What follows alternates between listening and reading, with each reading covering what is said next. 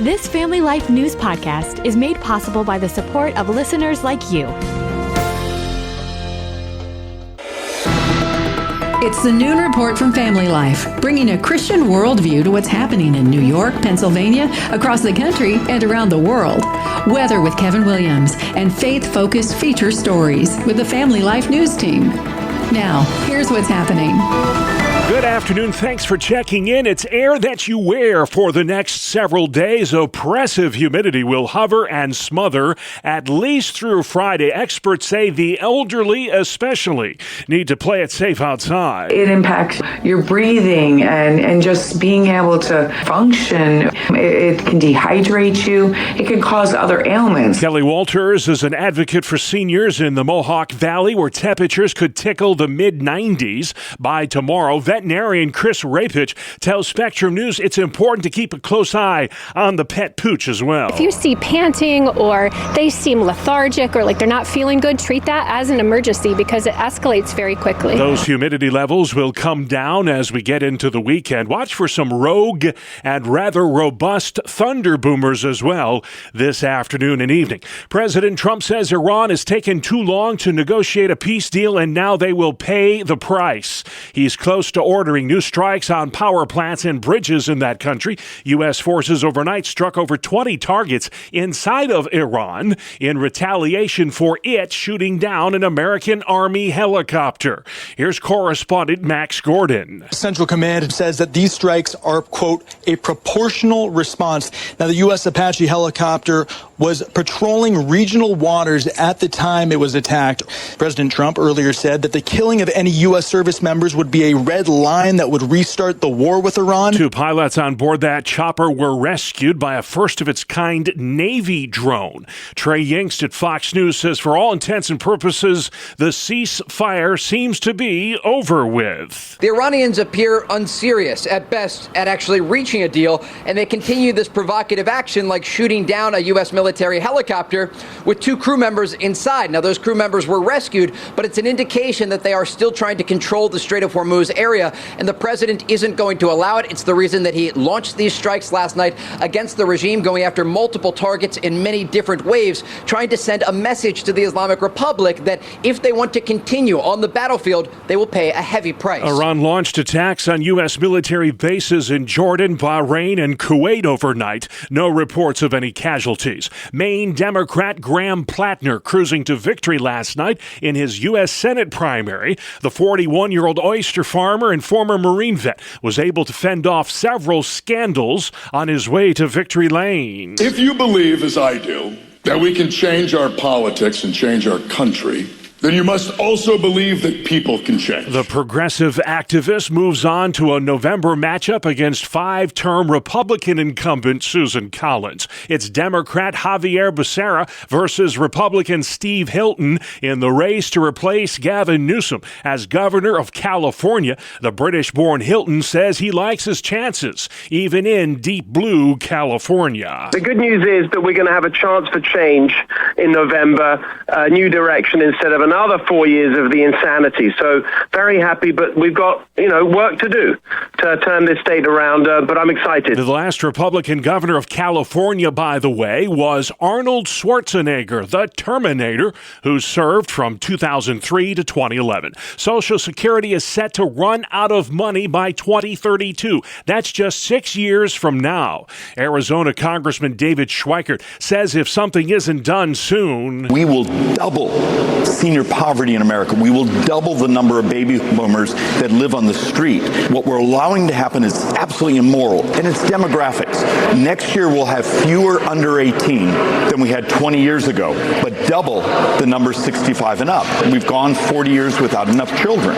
Now we're about to pay the price. Schweikert says it's imperative for Congress to act now to address this looming fiscal crisis. Soaring energy costs sent inflation rates soaring in May. The 4.2 2% annual rate, the highest inflation has been in 3 years. According to the Bureau of Labor Statistics, inflation is up 0.5% from April. The Southern Poverty Law Center is defending itself against an 11-count indictment, which accuses it of secretly paying informants to foment hate across this country.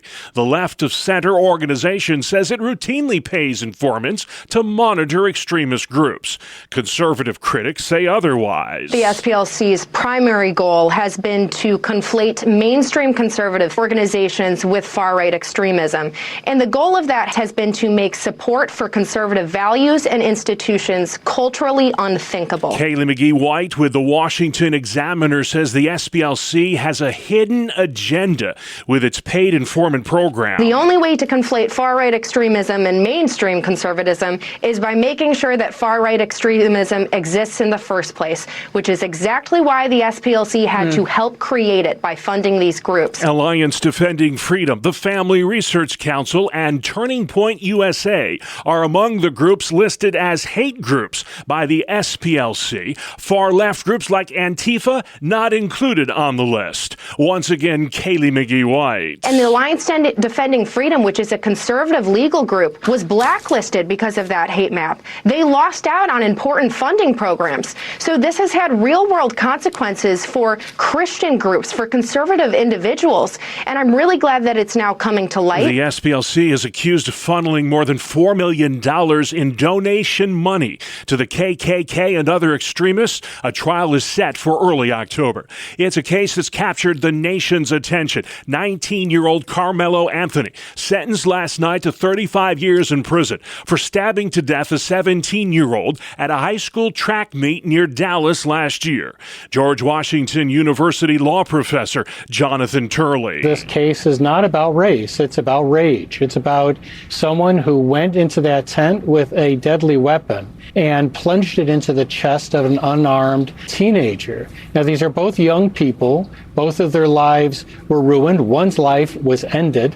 The other is going to spend a considerable time in jail. Anthony, who's black, killed Austin Metcalf, who's white. The defendant claims it was self-defense. The jury didn't buy it. The Stanley Cup Finals are knotted up at 2 games apiece following the Carolina Hurricanes' 5-3 victory over the Vegas Golden Knights last night. This is the first time in NHL history that both teams have scored at least 3 goals in each of the 4 games. A lot of offense in these finals. We'll have more with Randy coming up in sports. Also ahead on today's Noon Report, new school for JT, elder abuse in Pennsylvania, and phasing out the 1 cent piece. Well, good afternoon to all. It's air that you wear for the rest of the week. Heat and humidity will abound, and we'll see everything from sunshine to thundery downpours from time to time.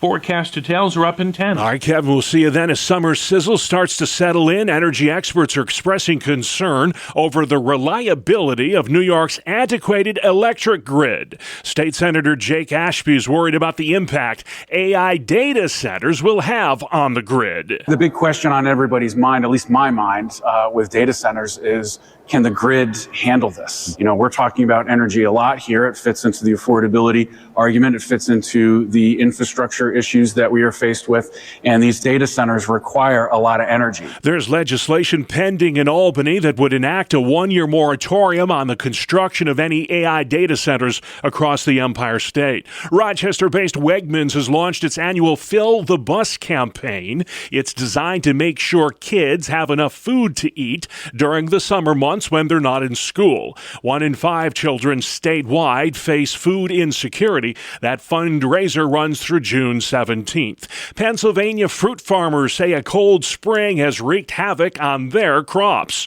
Here's Family Life's Sarah Harnish. Penn State Extension published a report that says losses from the April freeze could be, quote, catastrophic. That includes 60 to 80% of European pears, 70 to 90% of Pennsylvania's apples, and maybe all of the state's apricots, cherries, nectarines, peaches, and plums. The losses could total between $150 and $200 million. Sarah Harnish, Family Life News. New York and Pennsylvania have joined 34 other states in securing $36.5 million from CVS. For over a decade, that pharmacy chain fraudulently overbilled Medicaid customers for insulin prescriptions. After 5 years and 2 floods, the Jasper-Troopsburg School District is getting over $60 million from the federal government to build a new high school in Jasper. Students in that rural farming community have been displaced for nearly half a decade from these back-to-back floods that happened in 2021 and again in 2024. JT Superintendent Jason Oliver tells WENY-TV. There was an incredible amount of work that happened after the original disaster, and to have that second flood hit after they've made so much progress really set the district back to square one. Students at Jasper-Troopsburg have been attending classes at the former Canisteo Greenwood Middle School since the 2021 academic year. Advocates for the elderly gathered at the Pennsylvania State Capitol Tuesday to push for stronger protections against elder abuse. Here's Family Life's Brian Query. Families Wearing Purple rallied Tuesday in support of Alice's Law, a proposed measure that would create a statewide registry of individuals found responsible for elder abuse. The legislation is named after Alice Longenberger, who advocates say suffered abuse before her death. Her daughter now leads a nonprofit focused on elder protection. The proposal is backed by numerous state lawmakers and comes ahead of World Elder Abuse Awareness Day on June 15th.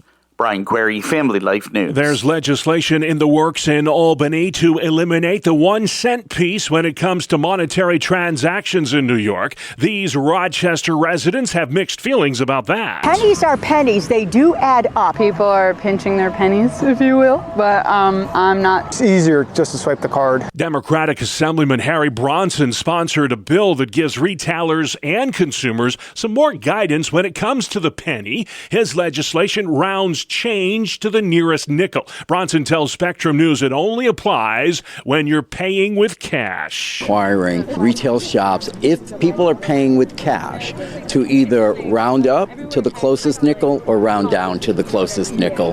That way, it will discourage the use of pennies, will get them out of circulation. Bronson's bill follows the decision last year by the U.S. Treasury Department to discontinue production of the penny. Experts predict there are about 114 billion pennies still in circulation today. Some massive machinery on display today in the Queen City. That is Buffalo, New York. One of the iconic Big Boy steam engines has arrived in Western New York as part of its cross-country journey to celebrate America's 250th anniversary.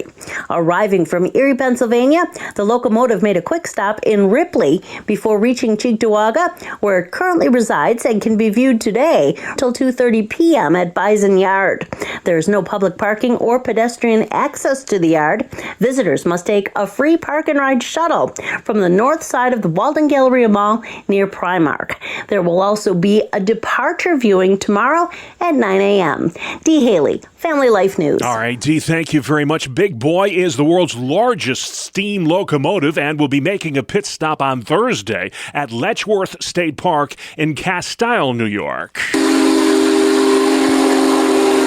Park manager Doug Kelly telling 13 Wham. All of its working life, it's been west of the Mississippi, and to have it to be able to come on a tour specifically to celebrate our country's anniversary in this manner is just it's a once in a lifetime type of an event. That's for sure. The train was built in 1941. It weighs 1.2 million pounds. Big Boy is more than 130 feet long and will pass over the Genesee Arch Bridge at Letchworth State Park around noontime tomorrow. An iconic water ride at Hershey Park is shutting down this summer after 3 decades of thrills. The fan favorite tidal wave will be no more after Labor Day. Park officials haven't said why they're shutting it down.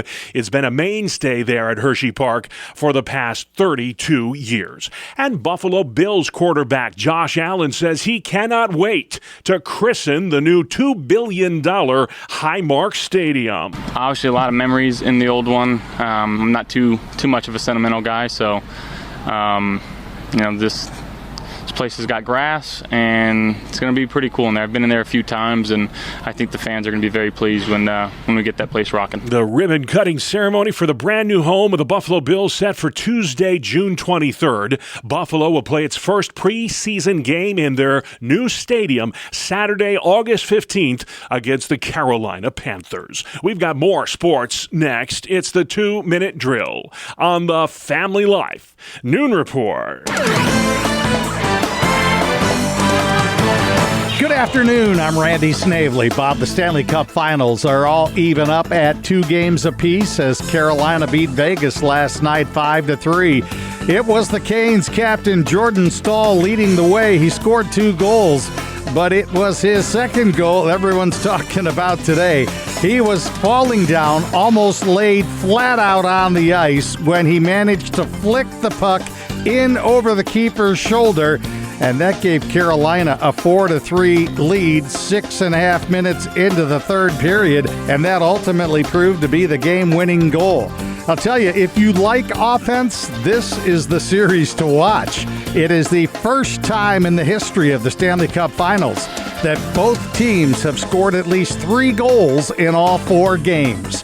Game 5 tomorrow night. To baseball, the Yankees won their 3rd in a row after edging Cleveland 3-2. Spencer Jones went 2 for 4, including a 2-run home run. Jazz Chisholm Jr. also went deep in the victory.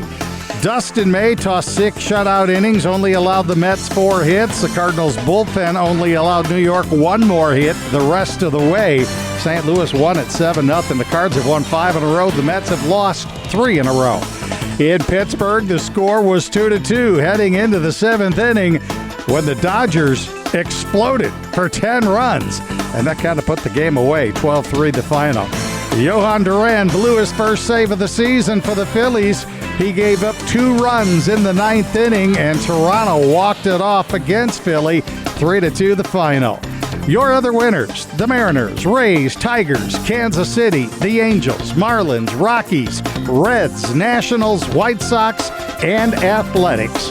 That is a look at sports. All right, I think I got them all. Thank you, Randy. Still to come on the Noon Report. Graham Plattner is the main event. Iran escalates the war, and hooray for dads. Why fatherhood matters so much. Welcome to Breakpoint, a daily look at an ever-changing culture through the lens of unchanging truth. For the Colson Center, I'm John Stonestreet.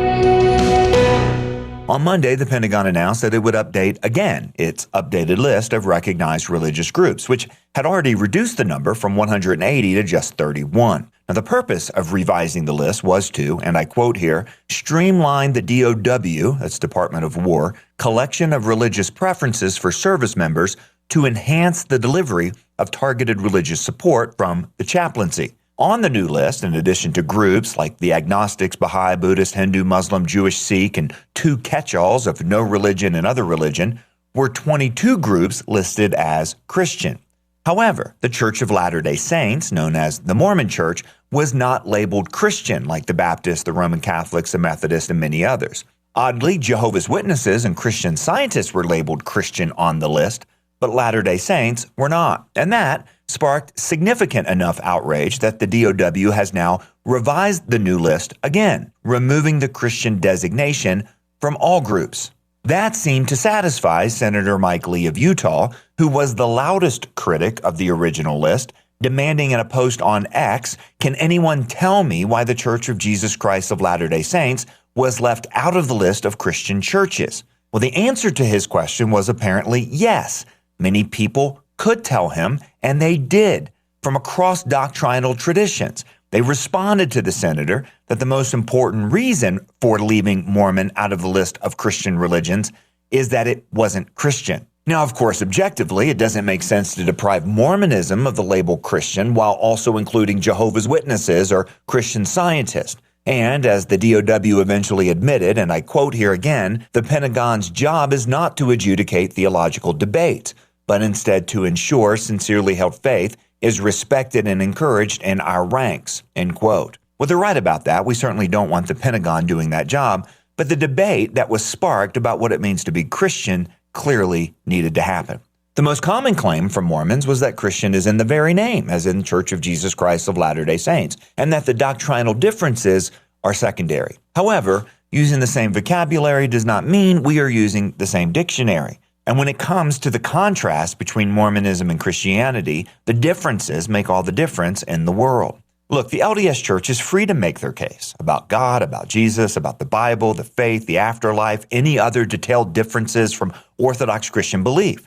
And yet, despite struggling to do that, they still demand that Christians embrace their claims. But we cannot. Ed Stetzer, dean of the Talbot School of Theology, offered a straightforward account as to why.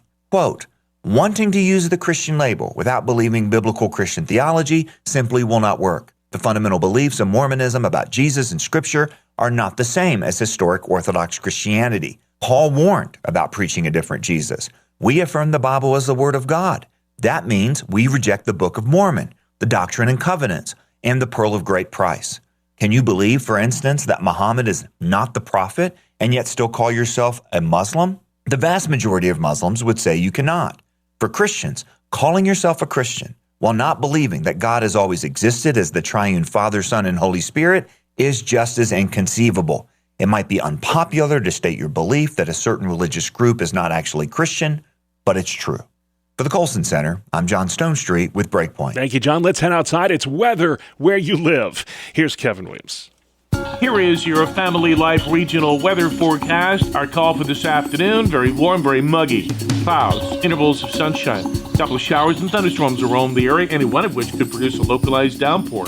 The high temperatures today in the 80s, though the thunder threat diminishes tonight. Could be shower and muggy overnight in the 60s. Then for tomorrow and Friday, it'll be hot and humid. Clouds, intervals of sun, a couple of scattered showers, and heavy thunderstorms around as well, favoring the afternoon hours. High temperatures both days, mid-80s to the middle 90s. All right, Kevin, thank you. This is the Noon Report. I'm your host, Bob Price. Lots to get to. Wednesday, the 10th of June, President Trump says Iran has taken too long to negotiate a peace deal, and now they will pay the price. His words. This comes after Tehran today launched fresh attacks on U.S. military bases in Jordan, Bahrain, and Kuwait. Here's ABC's Martha Raddatz. Multiple missiles and armed drones fired from Iran, taking aim at those Mideast countries hosting American bases, from Kuwait to Bahrain to Jordan. All of them intercepted, none of them causing injuries or damage. The U.S. government overnight striking nearly 24 military targets in Iran after it shot down one of our Apache helicopters. Fox's Trey Yingst has that part of the story. These strikes came in multiple waves. Following the first wave, Iran's foreign minister posted to X saying in part, quote, our powerful armed forces will leave no attack or threat unanswered. Leave our region if you want to be safe. President Trump wrote on social media today that he is close to ordering new strikes on Iran's power plants and bridges. Don't look now, but experts are warning Social Security will become insolvent in just 6 years. The financial safety net for the elderly runs out of money in 2032. At that time, Social Security will only be able to pay about 78% of the benefits it owes. Nearly 75 million of us rely on Social Security to make ends meet. A guy with a lot of skeletons in the closet emerged victorious last night in the U.S. Senate primary in the state of Maine. I've made mistakes in my life, mistakes that I regret, that I live with, and that I continue to learn from. And I'm still far from perfect. But every day I wake up and I try to be a little bit better and a little bit kinder than I was the day before. 41-year-old Graham Plattner moves on to face five-term incumbent Republican Susan Collins in the fall. Democrats hope to flip that seat in November. Pollster Lee Carter says Plattner represents a new brand of politics that resonates with people. And I think this is something that really lines up with the sentiment of the country, though. When you look at Plattner, people are saying, you know what, I'll take the scandals, I'll take the warts, I'll take it all, as long as you're willing to fight the establishment. Because you know what? The system is not working for me. It's broken. And I want somebody who is like me, who will fight with me, who will fight for me.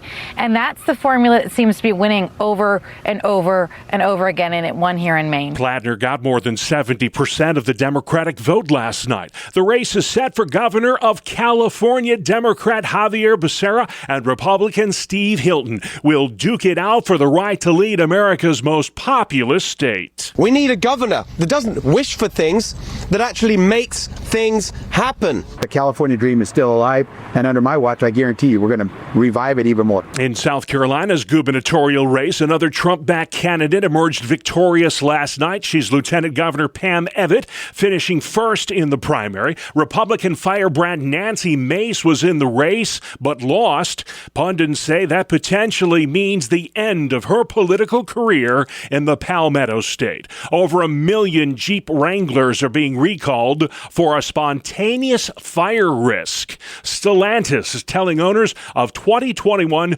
through 2025 model years to park their Jeeps outside and away from any structures until they're fixed. The problem is with the wiring and the power steering. It's a twin thing at Chaminade High School on Long Island. Twin brothers Joseph and John Gomes have done what no other siblings have ever done before. In the history of that Catholic school, they finished first and second in their graduating class this year. 18-year-old Joseph Gomes beat out his younger brother John for the right to be valedictorian. John will have to settle for salutatorian. Their parents say the Gomes brothers have had a love of learning from a very young age. Puzzles, learning geography. Before they were 3 years old, they were seeing the states and the capitals. They really bounce off of each other, and they complement each other, I think, very much so. Both twins plan to attend Brown University in the fall. John will be pursuing a career in government, while older brother Joseph studies engineering. They have no plans to be roommates. However, you're listening to the Noon Report, a midweek edition on Family Life. Looking at the importance of fathers as we approach Father's Day. Welcome back to another edition of Real Answers, a regular Wednesday feature during the Family Life Noon Report, where we discuss the issues that matter to families with licensed mental health counselor Christopher Anderson. Welcome back, Chris. Always a pleasure to be here, Mark. Always, and an early Happy Father's Day to you. And thank you, and you too. Yeah, thank you. Appreciate that. So we're going to take a look here today at the importance of fathers, father figures, and being an active presence in a family. I mean, a lot of modern society seems to have kind of downplayed that role, but that's certainly not how Scripture looks at it. Definitely not. I mean, there is just an abundance of support in the Bible for the importance of fathers. Obviously, God is our Father. And, the reality is, again, no better time, like you said, Mark, to discuss the importance and also discuss what's happening with men in society in general and what needs to be done about it. Yeah, let's dive into that a little bit. There's been a decided push culturally against the traditional masculine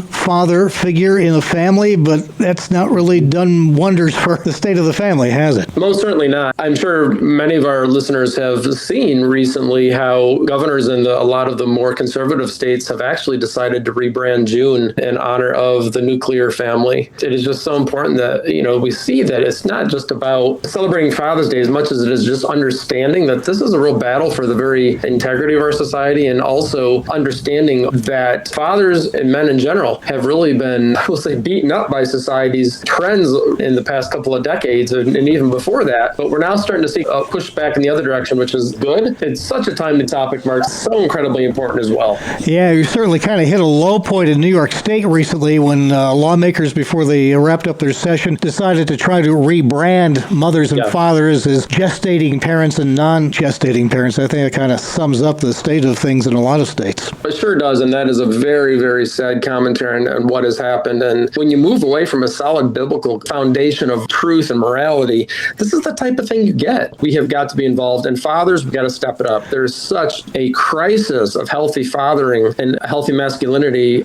You're listening to Real Answers here on Family Life. I'm Mark Webster, along with licensed mental health counselor Christopher Anderson, talking about the important role that fathers can and should play in their families and in society.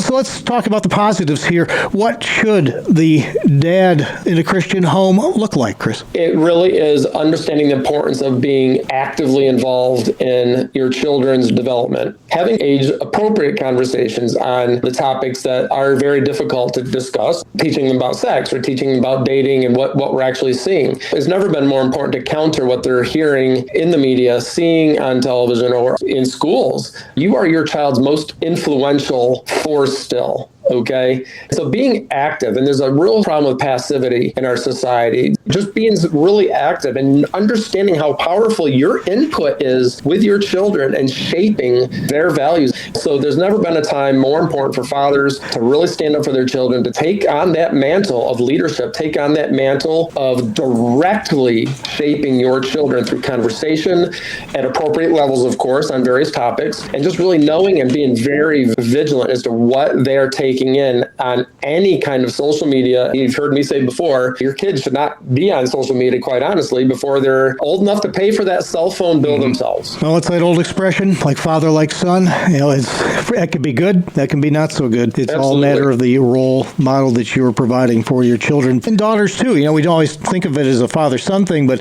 daughters need to see what a real man looks like too. Absolutely. They need to have it modeled. Like, how are they going to be treated by their future spouses themselves? And dads, that is fully on your shoulders right there, to love their moms and to treat them well and treat them the way that you want your own daughters to be treated. How does that hit you? Mm-hmm. So think about it in that way. How do you want your daughters to be treated? Well, that's how you need to treat their moms, quite honestly. And listen, I get it. I know we've got single parents out there. That's not a blanket statement. I know the single parents are doing the best that they can, but also look for ways in your churches to support single parents. There's just so many ways that churches can step up their efforts in providing support for single parent families and just initiating relationships with strong, godly men in the church. Men serve in your church and serving, like we've got VBS season coming up and that type of thing. There's just never been a more important time to really be leaders in our families and to really step up our efforts as it is right now. Well put. You've been listening to Real Answers, a Wednesday feature of the Family Life Noon Report, where we discuss the issues important to families